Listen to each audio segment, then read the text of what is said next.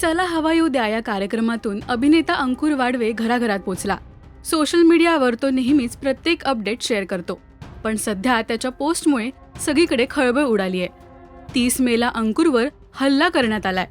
त्यासंबंधित अंकुरने सोशल मीडियावर post share केली. त्याचबरोबर नेमकं काय घडलं याबद्दल अंकुरने एका मुलाखतीमध्ये सांगितलं. अंकुरने सोशल मीडियावर पोस्ट करत त्याच्यावर हल्ला झाल्याची माहिती दिली होती. पोस्ट करत त्याने लिहिलं, काल पुसदमध्ये माझ्यावर 20 ते 30 लोकांच्या टोळ्याने हल्ला केला. वसंतनगर पोलीस स्टेशनच्या मध्यस्थीने प्रकरण टळलं, पण यावरून लक्षात येतं की पुसदमध्ये गुन्हेगारी वाढली आहे. यावर प्रशासनाने लक्ष देणं गरजेचं आहे.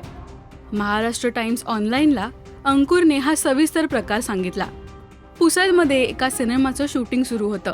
या सिनेमाचा भाग असणारे माझे मित्र भेटायला आले. त्यात काही जण दारू प्यायले होते. त्यातला एक मुलगा आमच्या शेजारच्या घरावर लघुशंका करत होता.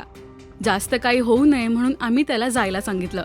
त्यानंतर तो मुलगा एकटा 40 जणांना घेऊन आला. त्यातल्या काही लोकांनी मला ओळखलं. परिस्थिती हाताबाहेर जाऊ नये म्हणून आम्ही ते प्रकरण तिथेच थांबवलं. दुसऱ्या दिवशी मला जाणवलं की गावामध्ये गुन्हेगारी वाढली आहे. मी पोलीस स्टेशनमध्ये तक्रार करण्यासाठी गेलो.